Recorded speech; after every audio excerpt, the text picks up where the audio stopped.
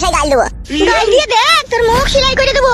আর বাবা তুই বলার হল তাকি তাকি দেখছি, তুই কিছু বলছিস না। তোর বাবা আর কিছু বলবে না, কালকে কোন দুটো মুরগি ডিম খাইছে এগরোল করে। বাবা দুটো দেশি মুরগির ডিম আর এগরোল খেয়ে আমার প্রতি তোর ভালোবাসা কমে গেল বাবা। ওই যে আমার স্বামী আমার কথা শুনবে না তো তোর কথা শুনবে লাইবে। বে বলবা না শাশুড়ি মা, জামাইকে বে বলবা না। কি আমার বালের জামাই রে তুই, বালচুদা পুরুষ। তুই বালচুদি পুরুষ। শুনলে তোমার বেটার মুখের ভাষাটা শুনলে? বে শালো, জায়গা কিনে দিলাম, ঘর করে দিলাম, এবেলা মেয়েটাকে নিয়ে সুখে শান্তি সংসার করবি, জিডি বিড়ি ঝগড়া করছিস কেন বে? আমি ঝগড়া করছি না তোমার বউ ঝগড়া করছে? এখন বইয়ের হয়ে লাগছে নাকি? না ও বইয়ের হয়ে লাগবে না, ও তোর হয়ে লাগবে নাকি? বাবাটা তো একটা গাম্বা, রাতে মনে হয় কিছু দিয়েছো মনে হয় তুমি, ওই জন্য তোমার হয়ে লাগছে, আমি তো বুঝতে পারছি। আমার শালা গান ভেঙে দেবো তো, চিনি না তোমাকে। মার খাবি লাগবে শালা।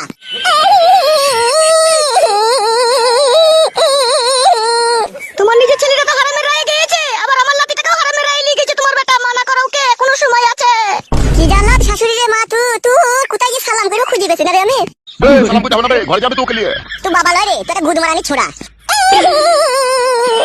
শালো হ্যাঁ শালো, দুটো দেশি মুরগির ডিম খেয়ে আমার প্রতি ভালোবাসা কমে গেল শালো তোর। আমাকে বললি না এক কথা পোল্ট্রি মুরগি ডিম এনে দিতে হবে শালো। মাংমুকু চোড়া, চার আনা ইনকাম না, এক কথা পোল্ট্রি মুরগি ডিম এনে দেবে কথা কুকুর বেটা। মুখে লাগাম দিয়ে কথা বলবা, নাহলে দুই হাতে করে টেঙ্গির জবান ছেড়ে নেবো তোমার। নে রে লড়িতে চাপা, বাসে চাপা, জবান ছিড়লে জবান ছিড়। গান মারা যে সব সময় ধরে আমার পেছনে লাগবে। তাই না বটে, বালের শাশুড়ি নাকি জামাইয়ের সাথে এরকম দুর্ব্যবহার করে নাকি? তোমাকেই দেখছি এরকম নোংরা চোদা শাশুড়ি। মাগিটা আবার ধরাও পড়েছিল। এই কে ধরা পড়েছিল? এই মানে ছোড়া কে ধরা পড়েছিল রে? তুমি তো ধরা পড়েছিলা, আমার গান মারাইছো, ক্লাবে বিচার হলো আবার বকছে আবার মার বাল আমার। চটি করে মারবো তোর মুখে, মুখে সে পাল্টি দেবো তো চটি করে মেরে। ও বাবা আমি খাদা এই বাড়িতে থাকবো না, আমি নতুন বাড়িতে চলে গেছি। হ্যাঁ চলো আমার সোনার ময়না পাখি এই বাড়িতে চলো। তাই চলো। এমা মানা করো কে? হ্যাঁ গো, তুমি কি ভেবেছো কি বলো তো? খাদা ভেবেছি, মানে চুল ভেবেছি, আরে ডগ ভেবেছি, কিচ্ছু ভাবিনি খাদা, ওই বাড়িতে থাকবো খাদা। তাহলে তুমি আমার মেয়ের কাছে শুবা না? না খাদা আমি শোবো না। দাদা এই শোন, টাকা আমার পালে। আমি তোকে 12 বছর জেল খাটাবো বলে দিলাম কাদা কুকুর বেটা। আমি নিজে নিজে গলায় দড়ি দিয়ে সুসাইড করবো আর কাগজে লিখে থানায় জমা দিয়ে আসবো, বলবো আমি আমার স্বামীর লেগে মরেছি। তুই ওই নতুন বউকে নিয়ে সংসার করা তোর গায়ে দিয়ে ঢুকে যাবে দেখবি। তুই ওই জেলের ভাত খেয়ে থাকতে হবে, ডাল ভাত খেয়ে, তোকে বলে দিলাম আমি। তাই করলো, তাই কর। সুজা আঙুলে ঘি উঠবে না, আঙুল ব্যাকা করতে হবে, তাই কর। ও ছোটাকে সাহিত্য করতে গেলে এটাই ছাড়া আর কোনো রাস্তা নাই, তাই কর। ও শাশুড়ি তুমি বড় অমন করছো কেন? বড় তোমার মেয়ের কাছে শুভ বলেছি তো আমি, সময় হলে ঠিক শুভ। সুজা রাস্তায় আই বাপ জামাই, নাহলে জেল খেতে পেট ভরে যাবে বাপ। ওকে বলে দে কানে কামড়ি রাত্রি আমার কাছে শুবে, দিলে ও ছুরির কাছে শুবে। কি বললো আমার বিটি শুনতে পেয়েছো তো? বেশ বড়া, কিন্তু আমি সারা রাত থাকবো না। কেন সারা রাত থাকবো না? তুমি আবার আধের রাতে কোথায় যাবা? এই তো আমার নতুন বউকে রাত্রে আদর করতে হবে না আমাকে একটু, নাহলে ও কি ভাববে, ও তোমাকে খারাপ ভাববে। তুই কবে আবার ভালো ছিলি? আমি বাড়া বইরই ভালো, শুধু তোমাদের কাছেই খারাপ আমি। বাবা আপনি আমার ছেলেকে বলে দেন যা বলার। শোন এ বাপ ফটকে শোন, বলো বাড়া। রাত হইলে পরে বড় বড় মায়ের কাছে শুবি, আর দিন হইলে ছোট বড় মায়ের কাছে শুবি। এটাই তোমার শেষ ফয়সালা নাকি? হ্যাঁ রে, এছাড়া তো কোনো উপায় নাই দেখছি। মেনে নিলাম বে, যা মেনে নিলাম যা। বাপকে আবার বিয়ে বলছো? বাপটা আমার যেমন তাই বলতে পারি, তোমার তো কোনো অসুবিধা নাই, বাপের কথা মেনে নিলাম তো বাড়া। ঠিক আছে, খুব ভালো কথা, আর কোনো কথা নেই তাহলে। বেশ ঠিক আছে, সরো ঘরে ঢুকবো। এসো আমার জানো মানু ফুল করেছি পাখি, ঘরে এসো। বাবা শাশুড়ি মায়ের ওই 3 কোনা বাকুড়িটার কি মূল্য দিলি রে বাপ, তুই নিজের ছেলের বিচারটাও ঠিক করে করলি না। যা হবার হয়ে গেছে মারা, যা ওসব কথা বলে আর কোনো লাভ হবে না। বেশ বাবা আমিও দেখবো তুই কতদিন ওই 3 কোনা বাকুড়িতে মুখ লাগিয়ে চুমু খেতে পারিস। যাবে চুদির ভাই আমার, শালা আমার গায়ে মারছে চুদির ভাই আমার, যাবে ঘরে যাবে। সত্যি কথা বললে সব বন্ধুই বাজার হয় রে। যাবি তোমার চোখের সামনে থেকে? যাচ্ছি ঠাডা। তুই আর আমাকে চোখ দেখাচ্ছি না কি বে? চোখ দেখালাম বাড়া, টাকা তো পাবো না। ঘরে যা ঘরে যা। শালোরা এমন এমন কাজ করে না, কাজের কোনো ওষুধ থাকে না। ওষুধ থাকবে কি করে? ওষুধ আগে দিতে হয়। নারকেল বেগম যা হবার হয়ে গেছে, এই নিয়ে ঝামেলা পাকাবো না, ঠিক আছে? বিচার হয়ে গেছে, এবার যাও নিজে নিজে কাজ করো গা। হ্যাঁ যাচ্ছি, তুমি একটু ভালো হয়ে থাকার চেষ্টা করো। এই চটি জমা রান্না চাপা কাছো, খিদেতে পেট জ্বলছে, ছোটদের সাথে বকে বকে। চুপ।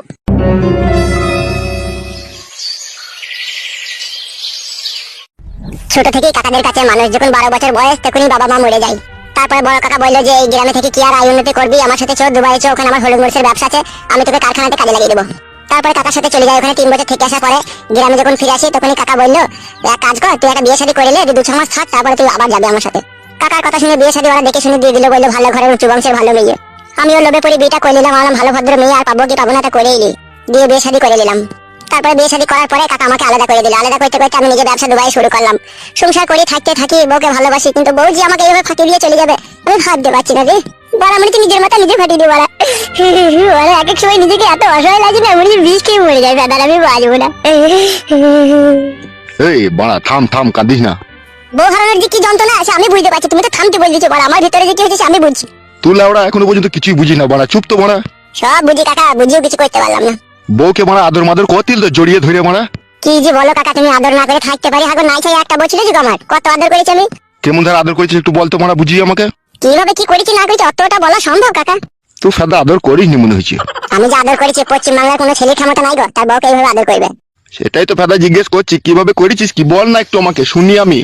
সারাদিন বউ কাজকর্ম করতো, সন্ধ্যাবেলা যখন খাটে শুয়ে থাকতো তখন বলতো হাত পাগুলো কট কট কট কট করে কামড়াইছে, তখন আমি না থাকতে পেরে টিপে দিতাম।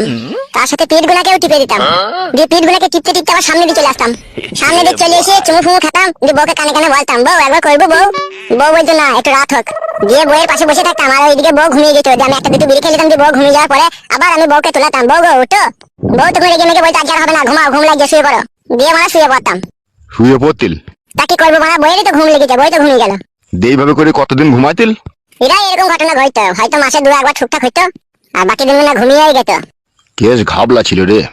না না কাকা, তুই ঘাড় পাকামো কথা বললি কি আমি শুনবো? আমি 3টে মেয়ে পাল্টালাম আর তুই কলটা পাল্টিছিস রে মা। পাল্টানো তো দূরের কথা, বউটাকেই তো পেছি না।